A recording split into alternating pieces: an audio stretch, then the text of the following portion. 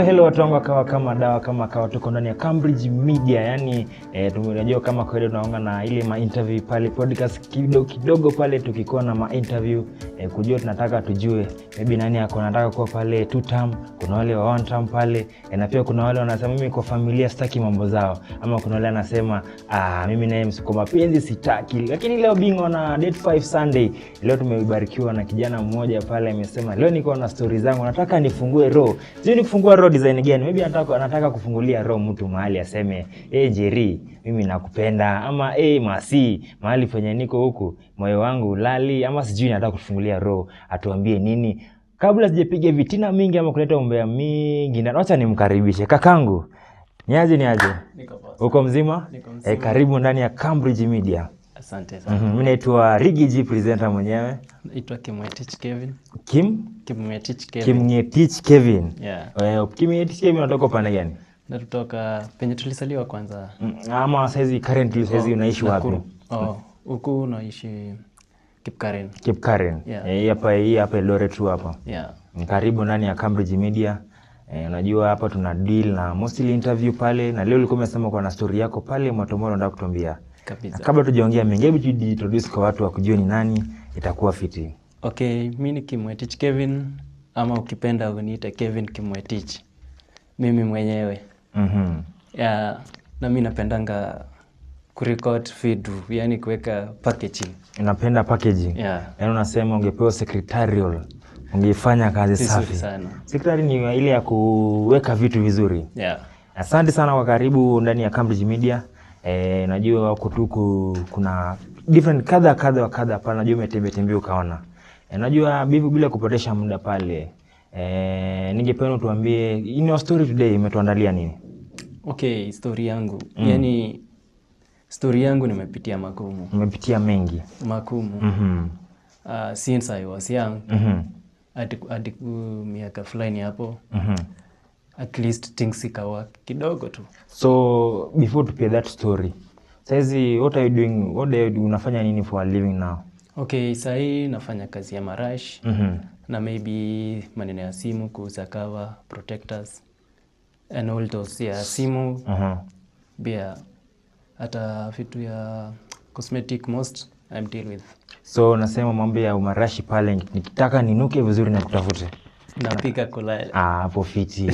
So in your story, does it start from the background when ulizaliwa, ama ni story like just when umefika saizi? Okay, my story started from where penye nilisaliwa.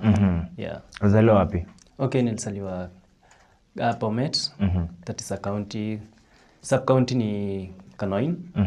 But a place called Kaptopengwet, a small village. Yeah. And then so when ulizaliwa umelelewa na wazazi wote ama? Okay.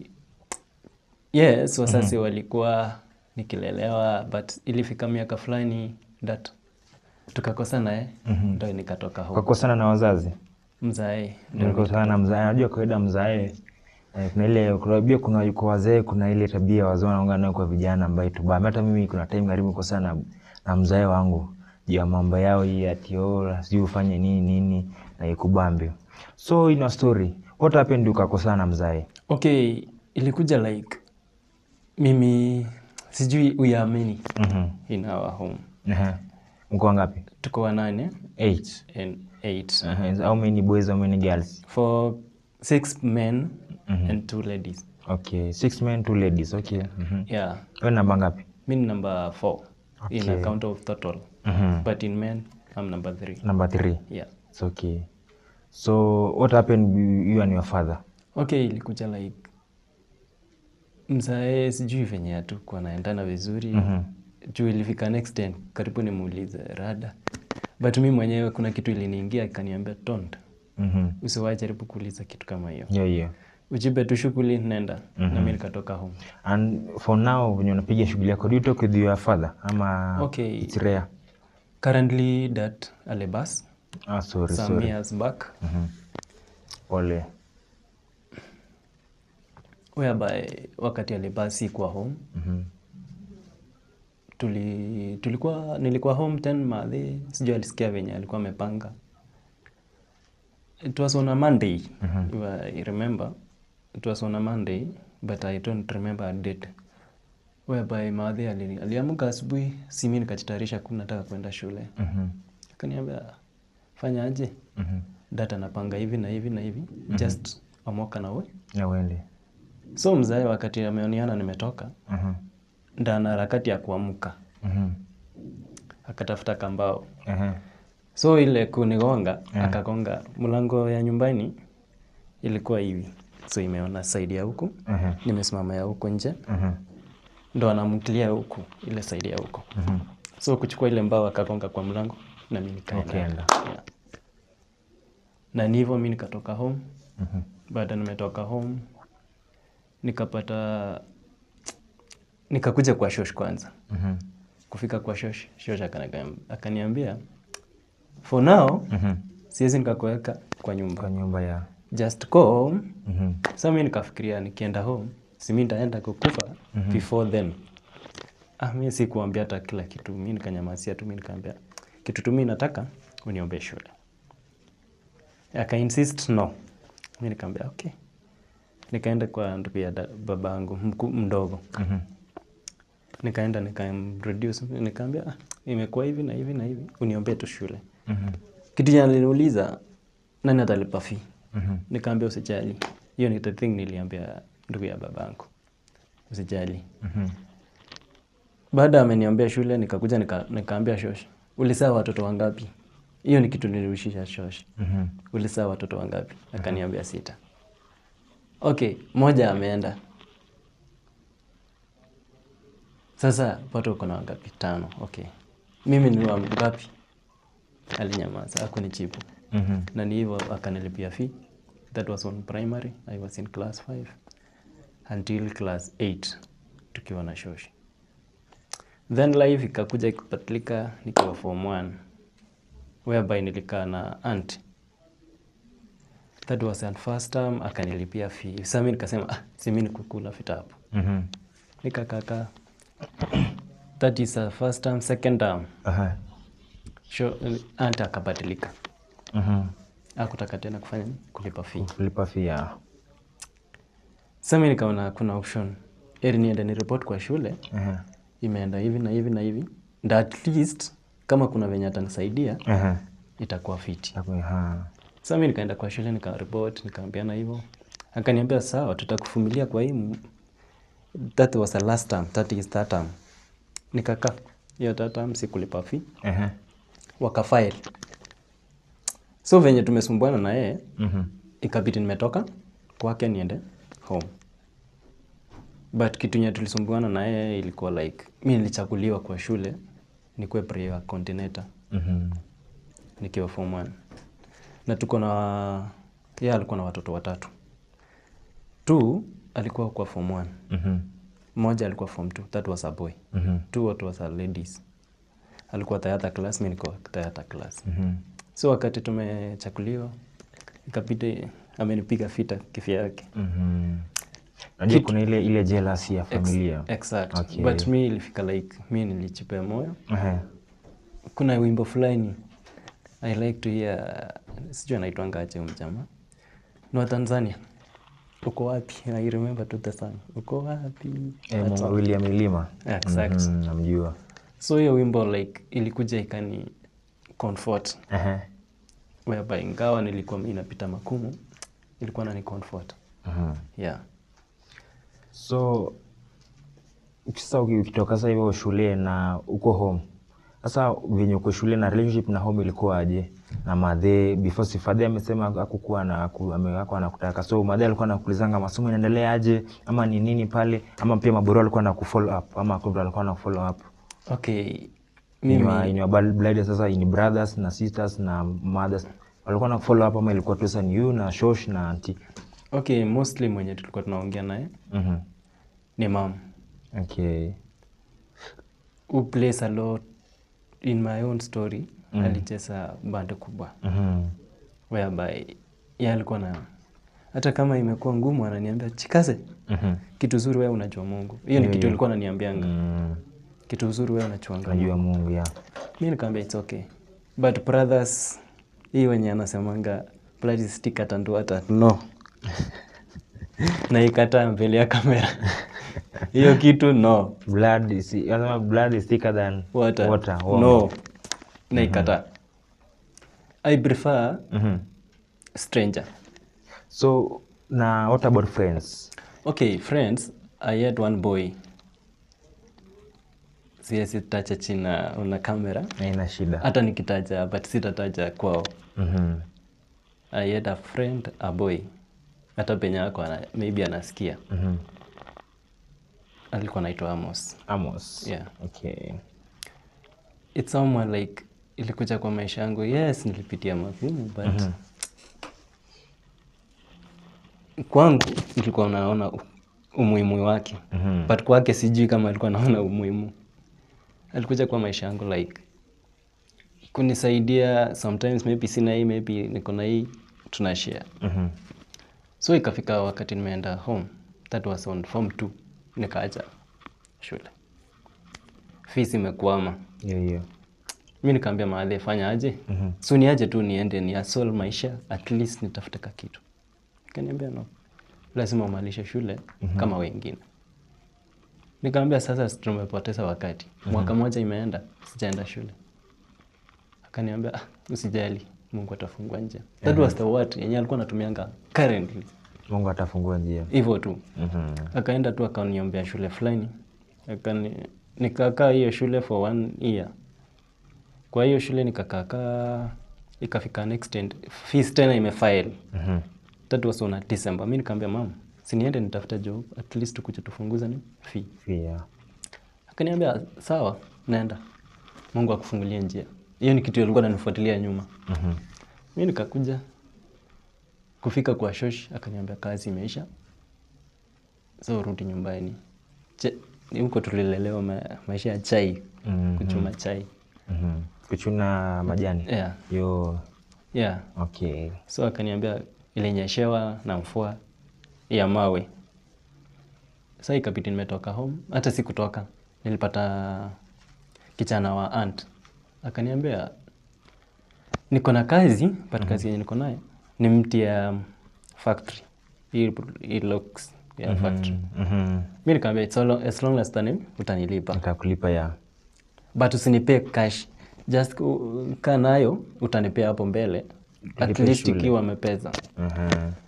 Sasa kitu ikafika like nimefanya kazi almost ndio inakaribia 3,000. Kitu ikaniambia hii pesa ni kama itakuja kuogelea. Usipochichunga. Nikaitisha madhe amenipigia simu, anataka nini? Anataka pesa. Okay. Kidogo akaniambia tuongoje siku fulani, Tuesday ama Monday. Nilikuwa na refer tu hivyo mbele. Ikifika hapo maneno haisongi. Mimi nikamwambia it's okay. Na mimi nikatoka, ilikuwa 6 ama 5 ya asubuhi. Nikaamka, nikafuta from a place called Ngaina Road. Tulitein. Tulitein, nikammeet huyo boys. Mwenye nilikwambia alikuwa friend wangu. Tukapatana naye kwa barabara. Akaniambia nilisikia story fulani wewe ulikuwa umeenda kukufa. Ni wewe kweli? Mimi nikamwambia ni nini? Ndakaona kulikuwa na mchoro fulani kwa mkono. Akaniambia twende nyumbani. Tukafika kwao. So that time ulikuwa unamjua ama was just a stranger? Okay, mimi nilichulia shule. Mlikuwa juana shule? Sasa hii mara pili muhimu time ulikutana naye saizi kwa barabara, usema niko barabara. Kwa barabara. Nikwambia unataka kujua. Sasa alikuwa shakujua. Alishanijua tu kwa shule but outside no. Outside yani background. Okay. So tukaenda home kwao. Tukaenda kunywa chai. Na ikafika around 2, mimi nikamwambia fanya aje? Pato naenda mbali. Uniachilia nifanye nini? Niende. Akaniambia sawa. Akaita mama yake. Mama yake akatokea. Wewe ni nani? Mimi nikamweleza. Mimi ni mtu fulani. Akaniambia si nilikuwa like mlisema ati alienda akafanyika hivi. Ilienda aje? Mimi nikamwambia mimi niko sawa. Niko wai. Sijawahi sikwa. But in words nimesikwa. Mimi nikamwambia I'm okay. Okay, sawa. Situlale. Mimi nikamwambia hapana. Naenda. But mimi naenda mbali, naenda kwa shosh. Sawa. Tukaenda na kijana hadi Litein town. Hapo sina hata bob. Na penye mimi naenda, I can approximate from here to almost Kapsabet. That was if I used approximation. Kapsabet or akaniambia sawa, niko na ngapi? Kaso. Mimi nikapigia hesabu hizo. Nikaenda kwa shosh, asiende kuniuliza like wapi pesa yenye ulienda kufanya kazi. Nikasema mimi nitafikia kwa shosh nichukue sukari ndogo na kakitu kata. Tata sukari ilikuwa chini. Mimi nikaeka, nikachukulia. Asubuhi instead nikiamka kukuja kwa shosh natoka. So kijana wa aunt akanipigia for the second time kuja chukua nini dosa yako. Okay. Ikabidi tena nimekopa mtu do transport. Hadi kwao. Kufika huko akaenda kunifanyia ile kemi ya kwanza. Mimi nikamwambia it's okay. Nikaamka tena asubuhi. Nikafoot. Hadi kwa kina huyo kijana. Hapo sasa alifungulia huyo kijana aliitwa na baba yake. Then akapeana story yote kunihusu. Baada akapeana story, baba yake akaniita. Ni nini unahitaji kwa maisha yako? Mimi nikamwambia ni kitu moja tu.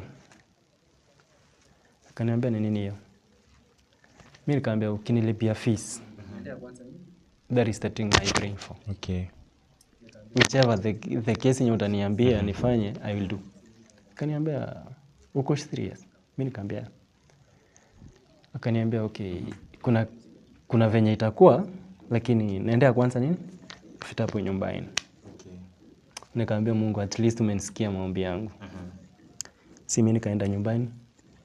Nikaenda tukaongea na Madhi, nikamueleza akaniambia uko serious? Bora tu usifanye nini? Usiache shule. Okay. Mimi nikamwambia siwezi. Nikakuja nikarudi akakuja kuniambia fanya aje? Nenda uombe shule. Nimempigia madam. Siwezi taja a small school there. Mimi nikaenda nikaomba shule, nikaingia shule. Nikafanyiwa welcoming nyumbani. Nimechana environment. Freedom unajua kuna so mimi nikakaa kwa nini huwezi fanya? Gawa. Niko wenyewe. Things cannot stop. Someone, yeah. Lazima maneno isonge. So ikakuwa hivyo. So kukua kwa mtu si kama nyumbani. You have no that freedom of being at home. So mimi nilikuwa under the rules of somewhere. Yeah. So ikafika like kazi yenye nimechukua hapo. Okay. Ni kuchunga ng'ombe. Nimefika hapo ya. So mimi nilichunga ng'ombe. By the thank God kwa hiyo kazi nilifanya. Kazi yote mimi nafanyanga, mimi naambia Mungu siwezi dharau. Mungu anajuanga sababu. Nimepitia hapo. So mimi nikafanya hiyo kazi form 1, that was form 3. Form 3, form 4. Then the year 2022. So before nile, hiyo kuchunga ng'ombe ulifanya for how long? Siwezi taja chenye alikuwa nataka. So hiyo 2022 tukafurukana kidogo. Okay. Then nikatoka kwake. Whereby nilikuwa na maugonjwa yenye ilikuwa imenipata. So before nile, hiyo kuchunga ng'ombe ulifanya for how long? Okay, nilifanya for that 2 years. 2 years. Yeah. Poison, yeah. But ilifika next day nilikuwa njeka. Whereby nilikuwa na kidonda hapa. Kadogo tu hivi. So spider akabite. Akaachilia poison. Poison, yeah. So ikakuwa kitu imesambaa, inasunguka. Almost somewhere here. Imekonga. So kutoka huko chini hadi huko juu. So like kuna mama fulani nilimpata. Mkisi. Akaniambia mama, kijana wangu sasa unaelekea kukufa hapa. Akaniambia fanya aje? Dawa ya hii haina dawa. By the way nilisunguka hospitali sote. Akaniambia hii haina dawa. Dawa yake ni kutafuta nyumba yake, uchome, utengeneze ikwe chifu. ndo upakange. Nikafanya hivyo, hiyo ikaisha. Ulipata nyumba yake? Sasa sisi ilikuwa mimi nafagia. Ni hizi webs. Cobwebs. Okay. Nilipata anga nikafagia. So meaning cobwebs ni dawa ya spider? Yeah. Okay. Najua leo. Sawa, tuendelee. Ikafika next end, hiyo imepona. Ikakuja second, nikaanguka na nduthi. Nduthi ulikuwa unafanya boda boda? No. Nilikuwa like, it was on a Sunday. So nilikuwa mimi nachukua maji ya kanisa. It was a function, ilikuwa na function kwa church. So nikaenda nikaleta maji, nikaleta fiti. Alafu next nikaambiwa maji imeisha. Rudi wapi? Mtoni. Nikakimbia hadi kwa mtoni, nikaload maji. Niko na boys tena hapo juu. Mimi na wewe boys fulani na mtu mwingine. Side. So kufika mahali fulani nikaanguka na nduthi. Na sikuwa na hata nakimbia. Nakuja tu pole pole juu iko msito. Nikaanguka, whereby nilipata hizi ma scratches. Ingine iko huku. But ilikuanga side ya right. Huyu boys wakati nilianguka hivi, mafibo hiyo ikarusha hivi, yakaenda kando. Mimi karibu nilichikuta kwa ICU. But Mungu alifanya yake, mimi nikatokana na huko. Nikakuja kukaa na meza madawa hivyo.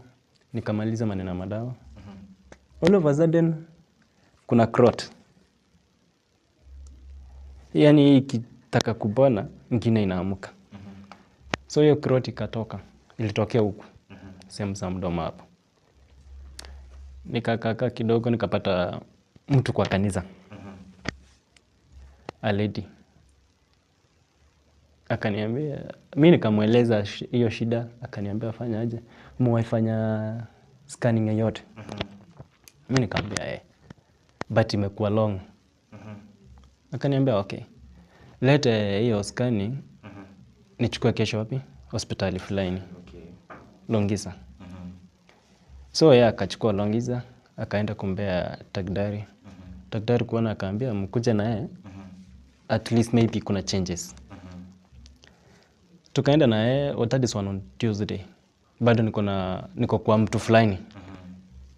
Alikuwa anaona kitu fulani. So sitaki kutaja jina. So nikaambia nimepigiwa simu iko hivi na hivi, tuendanishe na huyu mama. Akaniambia sawa, kuja by 7 tupatane tao. Mimi nikamwambia sawa. Nikaamka asubuhi, nikajitayarisha, nikatoka. Tukaenda kupanda gari hadi Bomet. Kufika Bomet tukashuka, huyo daktari alikuwa na OC, something chemist kwa Bomet.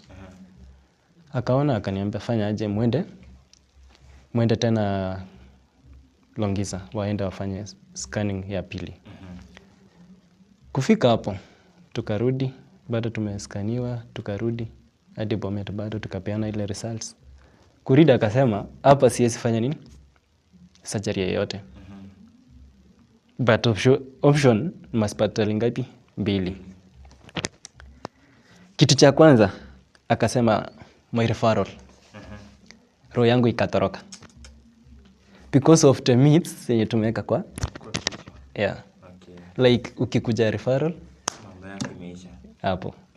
So mimi akaniona nimestuka. Akaniambia rada, umestukia nini? Akaniambia mimi nikamwambia niko sawa. But in reality nimeweka kitu kwa kichwa. Akaniambia at least kuna option, muende wapi? Kisii. Okay. So tukaenda Kisii. That day yenye tunaenda kwa tumitiwa, nikaingia OC, mimi nikapaki peke yangu that day. Si kurudi home. So hao wakarudi home. Ilikuwa mimi, huyo that fulani mwenye nilikwambia alikuwa anaona kitu fulani. Na huyo madhe na driver yake. So mimi nikabaki OC. The following day, I think it was on Wednesday. Juu ilikuwa Tuesday then Wednesday. Ilikuwa nanifanyiwa surgery. But whereby they need a lot of money. But I thank God kwa mwenye alinisaidia at that moment. I thank God. How much ilikuwa? Okay, the first salary, the first surgery ilikuwa cost 13,000. 13,000. Whereby hata nikiitisha nyumbani ilikuwa like niko kwa Kisani. Home nilikuwa mimi najua kuna kitu nitapewa home. So ikabidi nimeambia madhe mwenye tumeenda naye na dad. Gawa, it's not my real dad. Nampenda kuita dad because alinisaidia. So mimi nikaambia mnisaidie tu because home haiwezekani kufanyika hii na hii na hii. Akaniambia sawa. But lazima kuna machangamoto nilipitia hapo ndio hiyo pesa ipatikane. Sijui nini. Mimi nikaambia it's okay. All will be well. Nikakuja nikamwisho asubuhi. Nikafalishwa ya theater. Nikafa. Nikatoka. Hapo nilienda theater. Nilitoka around 2 or 3 jioni. Dad alikuwa mtu wa kukatch feelings. Hasira za haraka. Yeah. So like akakuja kunipigia kelele. So mimi nikahacked kama mimi nimedosi. Si nimetoka theater. Naisikia but nikajifunika na hiyo blanketi ya hospitali. Uso. At least ajue like huyu amelala. But in reality naisikia. Mimi kupishana na mtu sipendi. Ama kurudishana maneno host. Yeah. Mimi nikanyamaza. Yeye akatoka. Daktari alikuja kufuguza yeye. Wewe usimpigie kelele na yeye amelala. Toka. Wakaenda. Nikakaa kwa hospitali almost a month or 2 months. Whereby nilitoka kwa neema za Mungu bado. Mama alienda akatengeneza NHIF. Aliniingiza kwa NHIF yake. So wakati ameniingiza kwa NHIF yake, yani alinifanya kama mtoto wake. Alinizaa akiwa primary. I think primary. Because ukipika age yake na age yangu ilikuwa almost kuna venye hatutaachana mbali. The same. Yeah. So akarudisha tu alinizaa akiwa primary. Nikatoka huko Uzi, bado nimetoka Uzi. Nikaona like nisiende home kabla sijasaidiana. Kwa ile asante yenye ningerudishia hawa ni ile tu kusaidiana. Mimi nikakuja nikang'ang'ana na maisha na kunywa dawa at some point. Ikafika like tumekosana na huyu dad completely. Whereby nasemanga everything happens. There is a reason behind. Mimi nikaambia Mungu, if this is the will to happen like this, let's to be. Siwezi rudisha nyuma ama siwezi kataa, lazima nikubali. Na ni hivyo mimi nikakubali naye nikatokana. That was on 2022. 2022 December ikiisha. Nikaenda kwa huyo mama sasa. Nikitaka kurudisha ile asante yake. So mimi nikaenda kwake, nikaenda kufanya almost the same work with yenye nilikuwa mimi nafanyanga nikiwa high school. But it was more of kazi imekuwa kubwa. Hapo natafuta nyasi ya ng'ombe na balilia na nafanya kazi ya duka. So meaning unafanya kama shamba boy? Yeah. Okay. Semi house boy. Anda shamba boy ama house boy? Whichever. Yeah, okay. But salary aliniambia acha nikulipie salary, mimi nikamwambia hapana. Unifanyie tu favor, maybe utaniongezea pato niendelee kwa shule. Sasa uko form ngapi? Hapo nimemaliza form 4. Nilikuwa mimi nataka niende South Rift Valley. Rift Valley. Yeah. Course ilikuwa gani? Nilikuwa mimi nataka like nifanye computing na nilikuwa nimecombine courses mbili. Yenye nilikuwa mimi najua tu nikimaliza hivi at least I have something. But mimi nilifanya hiyo kazi yake akinilipa 6,000. That was the salary, the first salary I never get in my life, 6,000 shillings. So nikang'ang'ana tu hivyo, ikafika next end tumekosana tena. Kazi ilikuwa kubwa juu ilikuwa holiday, wakakuja nyumbani. Stage ni place kind. Akakuja tu nyumbani. Akaniacha peke yangu niko kwa nyumba. So lazima ni operate kazi zote. Ng'ombe ni ile imefungwa ndani. So you know the work of zero grazings. Okay. So ikabidi like sijapalilia shamba. Kazi moja sasa hiyo yenye sikupalilia ikatufanya tu part ways. Na ni hivyo mimi nika part ways. Nikakuja nikaenda home. Nikamaliza 3 days. Tukaenda kukaa na madhe. Okay, mimi kwa ile story ya kukaa nyumbani sina ile mood ya kukaa home. Mimi nataka kutoka. Okay. So mimi nikakaa hiyo 3 days nikatoka home.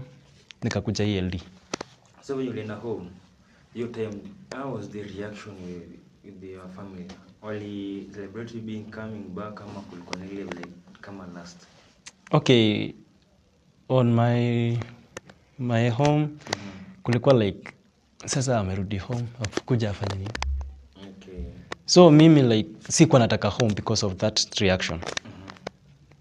So mimi nikatoka home nikakuja ELD, tukakuja kukaa na bro. Tukapelekana mbio na pipi yake.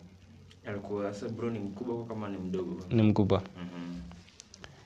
So bibi yake alinipeleka mbio. Okay, kuna kitu fulani wewe ukifanya maybe unafanya mwingine na feel guilty. So nakwambia mbona ufanyie huyu mwingine? Ufanyie bro wako. Okay. So mimi nikamwambia bro, hii kitu siwezi ona viti. Fanya aje? So tukalisha chini iko hivi na hivi na hivi utumalizie is issue. Bro alikuwa like trusted the wife. Unajua baadhi na iko hivyo in real life like mtu ndiamini ndugu yake, mtu anaamini wife yake more than exact the blood. Yeah. Maana kama wife yake ndio the same as the truth. Unajua ni kitu na huo inamaliza most of the family nowadays because mtu anasikiza family more than the any bibi anakwambia uongo lakini na bro anakwambia ukweli but una feel bibi anasema ukweli. Exact. So ikafika like tumepikana vita yenye haina mwisho. Mimi nikamuita bro, juu nilikuwa mimi nafanya that moment nilikuwa nimepata kazi ya security. In a small company where I earn 6,000 per month. Akaniambia fanya akaniambia mimi nikamwambia bro. Bibi yako imekuwa hivi na hivi na hivi. So tukalishe chini juu kwa naenda kazi Sunday. Alikuwa anafanya kazi Monday to Saturday. So Sunday alikuwa tu free, mimi ninaingia kazi usiku. Sasa mimi nikamwambia tukalishe chini at least ujue penye makosa inatokea. Maybe unani blame ama maybe una blame bibi yako ako na shida. So tukalishe chini usikize. Bro alikata. Mimi nikamwambia yes unaniona mimi ni mdogo lakini at some point kuna venye ukinisikia utakuja kunisaidia. Yeah. Wewe hakunisikia. Sasa ikakuwa like nikashika salary nikakuja church fellowship here. Asubuhi then nikarudi kwa nyumba. Kufika kwa nyumba hata sikukaa. Kwenda Kisumu ndogo. Sasa mimi naanza maisha sasa. Nikaenda nikanunua 1-2 kwa Kisumu ndogo nikarudi kwa nyumba. Nikakuja kubaki mahali. Next nikatafuta malazi. Unajua kulala chini nililala. Ile kusema wanalalanga strict nililala. So kwa hii kazi yenye mimi nafanya ailipi tena rent. Imekuwa judge. So huko wamenisukuma toka nje. Nikifikiria kurudi kwa bro na venye tulikuwa tumepelekana na bibi yake nikakata. So I prefer kuna Mkamba fulani. Watu wengine nasemanga Wakamba ni wabaya lakini mkiendana na wao hivi ni watu wazuri. Hapo siwezi sema tujizea kutana nao. Ni watu wazuri. Sijawahi kukutana na by the way ni watu wazuri. Mkiendana hivi ni watu wazuri. So kijana akanisupport. Unaona ile mwenye unachukua kama brother yako. That boy nilichukua kama brother yangu. Ever been. Bills alikuwa analipa. Food alikuwa ananibaya. Juice alikuwa anajua sina kitu. Completely. So akalipia bills, akanunua chakula, everything. Mimi nikamwambia it's okay. Mwezi ikaisha, nikapata pesa kidogo. Hapo baada nimechange the companies. Hiyo ni kampani ya pili. Nikifanya security bado. But it was a shift of night. So nikafanya hivyo. Nikapata 8,000. That was the second salary. Mimi nilikuwa naona ni mingi. Hiyo ilikuwa ya watchman. Na ulikuwa unachungia wapi? Okay. Kwa hii town ni huko chini Ramtilal. Opposite Riverside. Ile upande mwingine. Okay. So mimi nikafanya, ikafika next end. Kitu imekuja kwa akili yangu tena. This is not my work. Hii si kazi yangu. But shida yenye ilitoka tena. Hii kazi nikiacha, nitafanya nini itamu? Nikasema acha nisukume. All of a sudden, but sorry to say this, ule mdogo wa dad akabasi. Whereby mimi nilisikia ni kama ni kichapo. Juu nilikuwa mimi naona like it was a someone mimi babangu. So ikafika next time. Amepass. Wanapanga funeral. Kwa hii kampuni akanikataza pesa. That was a salary at funds. Juu iko amefika salary. Akanikatia pesa. Mimi nikaenda nikakopa. Kwa bank. Baada nimekopa, hiyo inachukuanga maybe 1 day or 2 days. Ndio kupea. So mimi nikaenda nikakopa, nikaenda home. Wakati nilienda home, sikuwahi rudi kwa hiyo kampuni. Nilitokana tu complete. Sikuenda kuchukua file. Nilinyamasia tu hivyo. Nikakuja kukaa kidogo, nilikaa I think 3 months home. Nikatoka home, nikakuja LD. Before hata nitoka home, ikabidi nimempigia wakina bro, sikuwa na do. Nikamwambia unisaidie nani? Fare. Wakaninyima, kila mtu alisema hatuna do. Mimi nikampigia brada yangu mdogo juu alikuwa amekuja wote. Nikamwambia afanye aje? Sunitumie kadhao. Nipite tu nikuje home. Akaniambia sina do. Nikamwambia sawa. Fanya aje?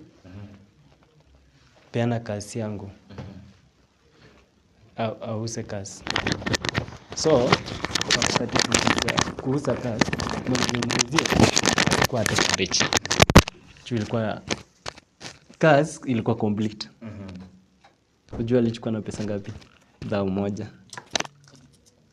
Because uko na haja na pesa. Si ndio? Mama ananipea. So ile kukaa home unajua yenye mama alikuwa anategemea ni mingi kutoka kwangu. Suspectation ilikuwa mingi. So mimi nikamwambia madhe like heri nitoke home niende ning'ang'ane hata kama nitapata kitu kadogo at least utapata. Na ni hivyo nikakuja kung'ang'ana tu bado nikaipata kampuni nyingine. Ya 3 sasa. Nikafanya hiyo kampuni mpaka mwezi wa 11 if I'm not wrong. Last year. Nikapata kazi fulani ya mjaina. Sorry. Yes, alikuwa analipa fiti. But the problem was ni mwenye alikuwa anakufuatilia kama mtoto mdogo. Like ulikuwa unaweka GPRS. Every move that you go lazima. Penye unaenda lazima ajue umeenda wapi. Kama utaenda kazi, atajua tu utaenda job. Na hii kazi ilikuwa like ameweka maximum. Ilikuwa hizi vitu za mkono, bracelets. So ulikuwa ameweka like moja lazima uuze 40 bob. Moja. Ufike kwa customer anakuambia kama utakubali maybe 30 ama 35. I will take it. Na yeye alikuwa ameweka approximately target ya 60 per day. Ufike customer analalamika. So like challenge umefika kwa customer, maybe amechukua 30 na amechukua na 30 bob. So whereby utakuja kutafuta 10 bob, ujaze tena ikuwe 40 bob. Sasa unatafuta kwa mfuko yako. So unashika salary ukiwa umerudishia tena. Juu lazima uta deduct from salary, unajasia, unamrudisha tu kwake.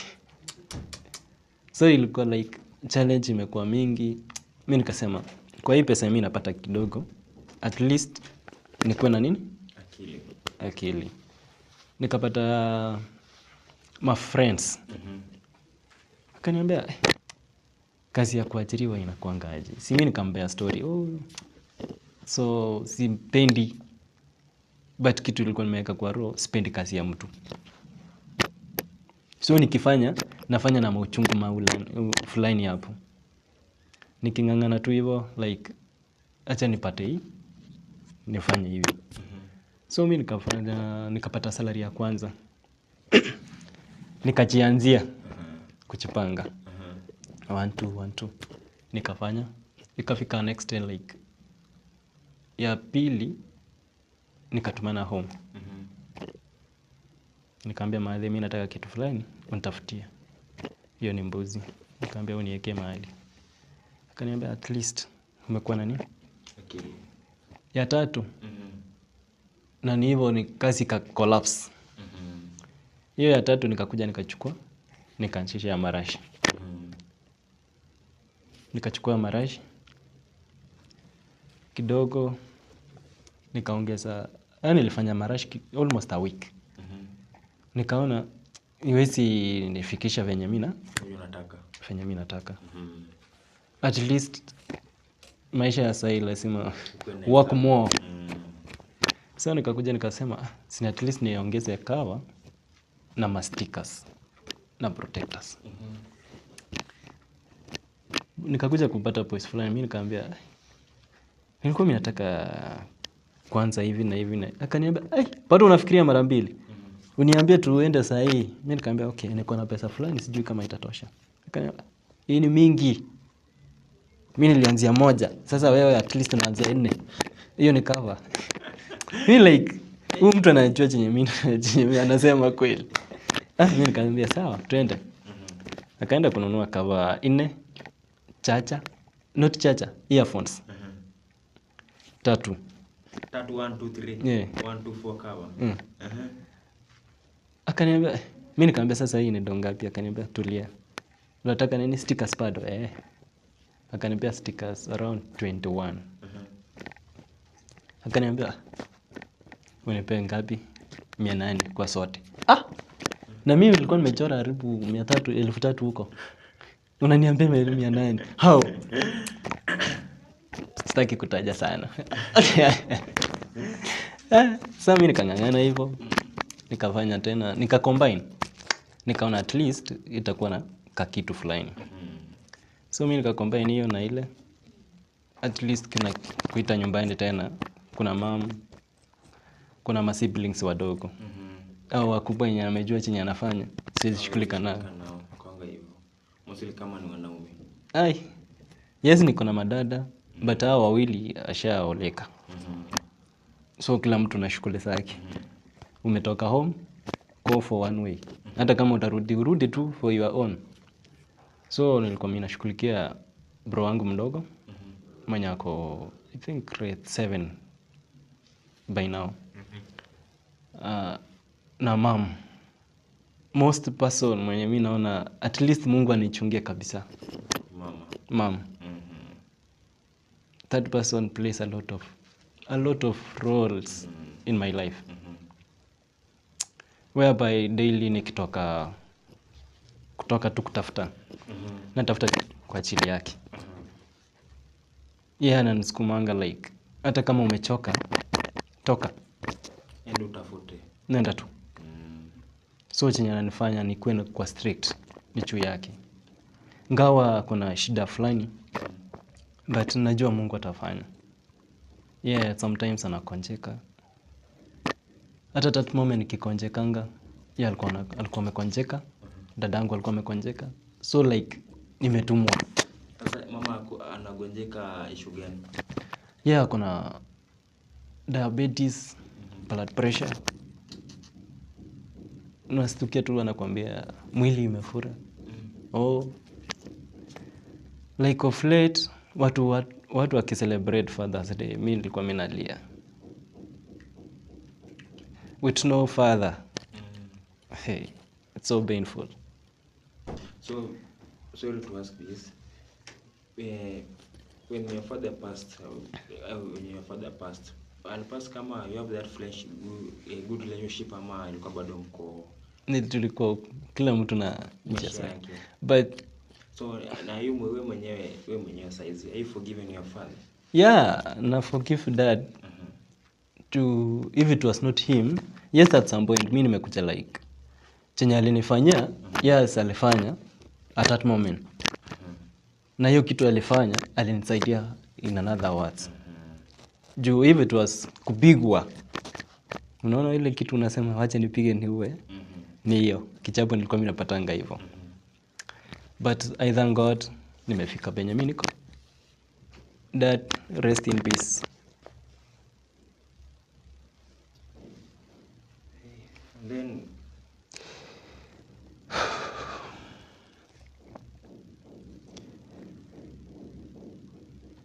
I miss Dad. Pole bro, pole.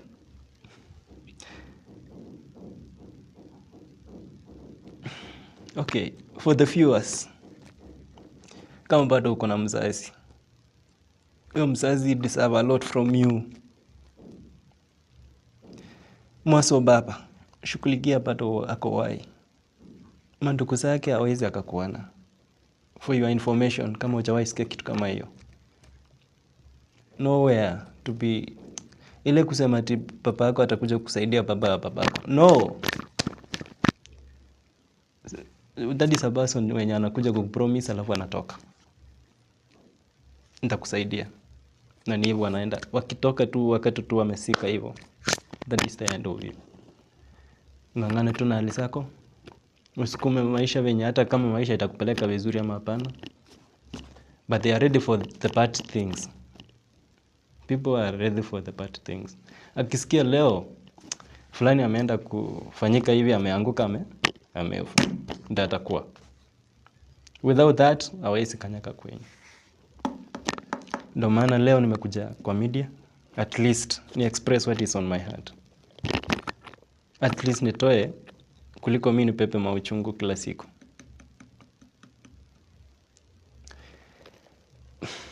It's okay. You are as a man, we have a lot of challenges now outside here. Most of challenges as a man, never give up on it. Make it like a lesson. Anything that you pass through on it, chukulia kama lesson. Seme, today it was this way. Unajua kama na tena as a man, wanaume tunapitia mengi sana. Unajua there are so many cases nimekuwa nikihandle sana wanaume, mtu anakuambia kuna mhurumio na shangaa. Kama angekuwa mtu mwingine sijui kama angebeba kama hii yako. Lakini just take it like a lesson. Never give up. Unajua you're still young. Tuseme you are age mate here. And then si unafaa uko na familia? Okay, currently not family. Say una familia. But dating, I'm dating. Okay. Yeah. So una get so dating in expect you come up with a positive idea to stand with it. Yeah. Your family na konga in a background of family na konga ile na wenye to start up with you. Kifika point as a man unaona naenda hivi na unasema in my lifestyle nimepitia, I must make sure my mtoto wangu apite this life. Exact. Sasa you umejipitia gani, umepitia gani? Just make sure you say mtoto wangu ama bibi yangu ama nani wangu, na make sure this family hii kasi. Unajua most of time anga maybe hadi ni kasi ama ni ile pia wazazi wanafuatilia na wazazi wa baba yao mwenye pia hata ku treat. Exact. Unapatanga maybe father alikuwa anaambiwa na baba hadi kitambo life ilikuwa hash. Just as you can just wake up in the morning you are a millionaire. Last like kitambo ilikuwa ile yenye lazima you find it ndio upate. Lazy you can just take your phone, go online kuko millionaire wants to. Si kama kitambo. Yeah. Nowadays life is digital.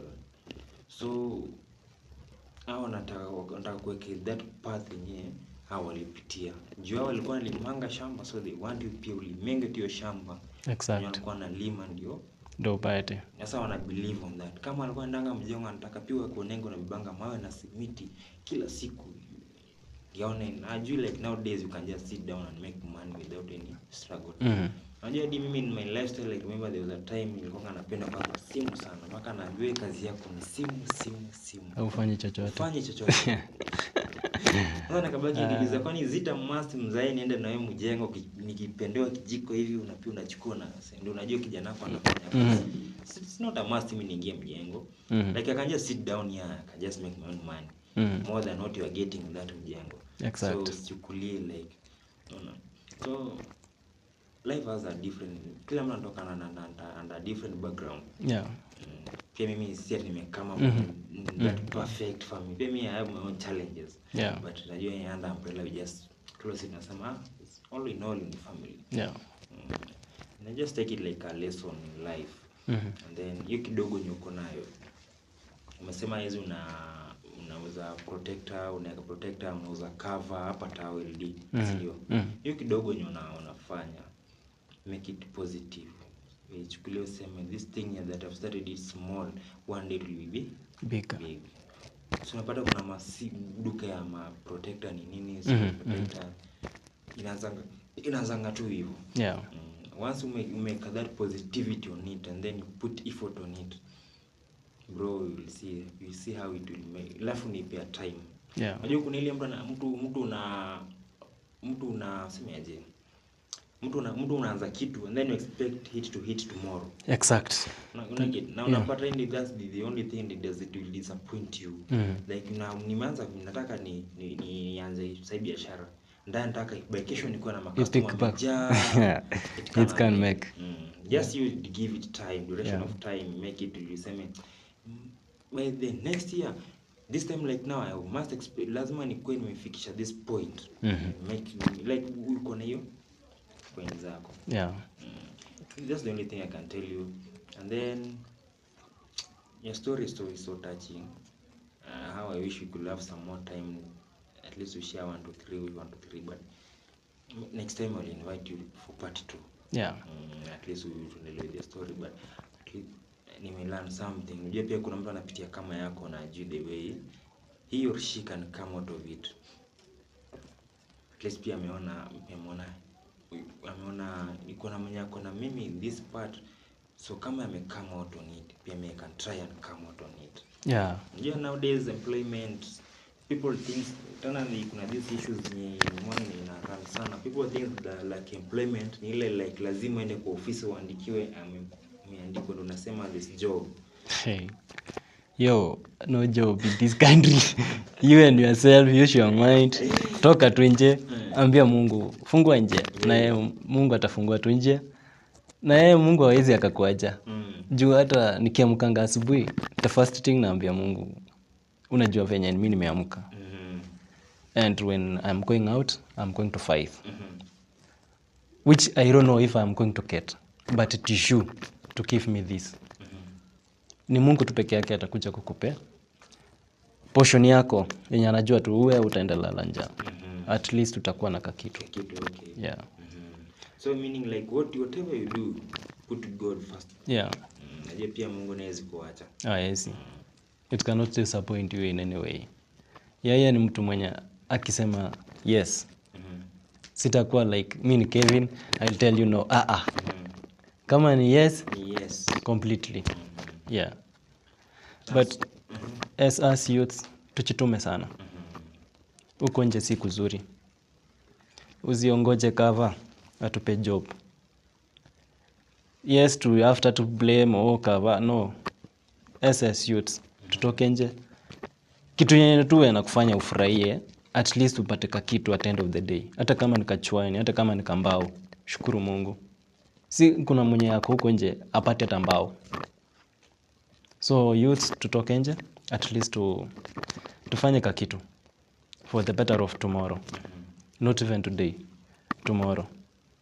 Yeah. And then this thing here, politics just comes and goes. Yeah. Sasa unajua politics ni tamu because utapewa 500. Kwa 2027 itaisha. Okay. What will you gain on it? Okay, on my own view, the first thing, mimi sijaeka akili yangu siasa. Since ever, ikue isikue, the life remain the same. The same, oh, sure. Ukue upande mwingine ama nikue upande mwingine, nothing can change. Ni wewe mwenyewe tu uamka asubuhi utafute. But kitu unasema tio naongoja fulani, pole sana. Pole. Juu at the end of the day huyo mtu atakuja kukupea chwani ama 100. Sidani kama atafikisha tu 200. Sidani. Sijawahi ona. Kama ni mingi so na ni hivyo. Na hiyo so determines you. Kama uta elect, yes we are going to elect, but for 5 years hiyo so itakusaidia. So pika hesabu. Kama hiyo so itakusaidia for 5 years, it's well and good. Fight for yourself. Hizo vitu zingine baadaye. Wakikuja akube yako, wewe kanyagia mbele. Usiwahi taja hata uko mrengo gani. Nyamaza tu. Maneno ya siasa achana nayo. Kwa sasa tuachane na maneno ya siasa. Tushughulike. As used to build ourselves. Hakuna mwenye atakuja huko nje kukuambia chukua hii. Hata huyo mtu atakuja tu kukupea hiyo chwani. Na ni hiyo siku kwisha yote. Yeah. It's okay bro, like sasa let's short it out niambie waambie viewers wangu pale na wasikilizaji from your changamoto zako na everything that you passed through till now. What lesson can you tell them at least they feel? Okay, viewers all over where you are. The first thing, never give up. Second, uchitume sana. Yes, things we know it's not working, but kuchituma ni kitu tamu. Na usiamuke useme tujuu unapitia mambo haya haina mwisho. Lazima kuna mwisho kwa kila kitu. Ni wewe tu uamke leo ujiambie I have to do, na utafanya, utafanikiwa na Mungu atatenda yake. Yeah. Sawa, asante. Mimi nashukuru kwa nawe leo, at least I've heard your story. I hope so I'll plan for another program. Nikuja nikia nawe hapa tena utuambie mambo yako na so far so good. Saizi mambo yako iko aje? Sai si mabaya, si mazuri. Na play cards zangu vizuri. Nikiambia Mungu anifungulie njia, at least ni own something. At least kesho hata mtoto wenyewe akifika kwetu hata fikiria venye nilikuwa mimi nafikirianga.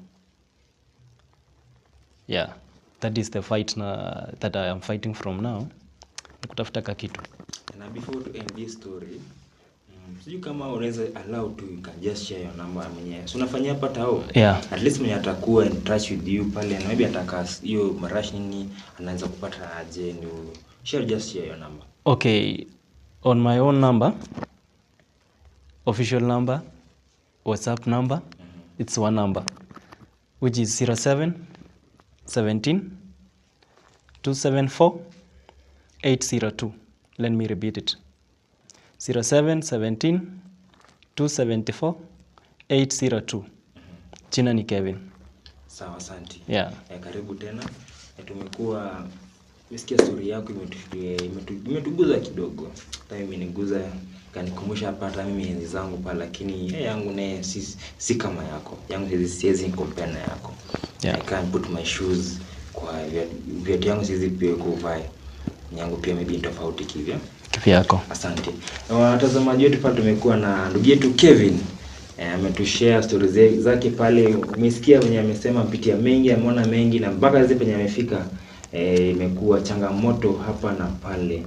Na za human being ama za youth. Umesikia youth mwenzetu amesema aje? Hiyo kidogo nyuko nayo, anza nayo. Usiweke politics kwa roho ama usingoje.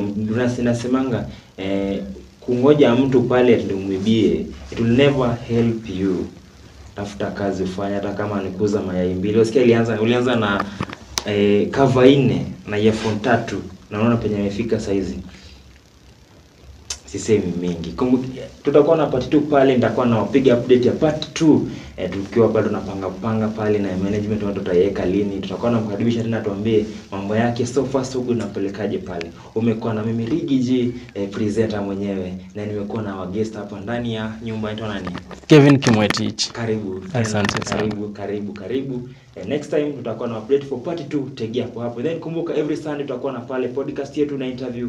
Kama pia wewe pale ni msanii ama pia wewe ni mwanasiasa ama unataka pale kuwa leader, ama pia pale wewe unataka tu brand business yako, ama unataka utupatie lesson yako pale, tutumie pale, tupige pale kwa WhatsApp yetu ya studio, ama tufikie pale Cambridge Media. Tutakuwa tunakuita ndani ya nyumba tufanye interview 1 2 3, tujuane, tufunzane na tutoane makosa kama kawaida. Kama dawa tuko ndani ya Cambridge Media, yani where the dreams come through.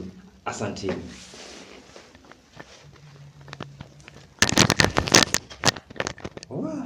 Kama kitu kama flat sijui kama hiyo makilienda. Ngoja tupige picha na jamaa.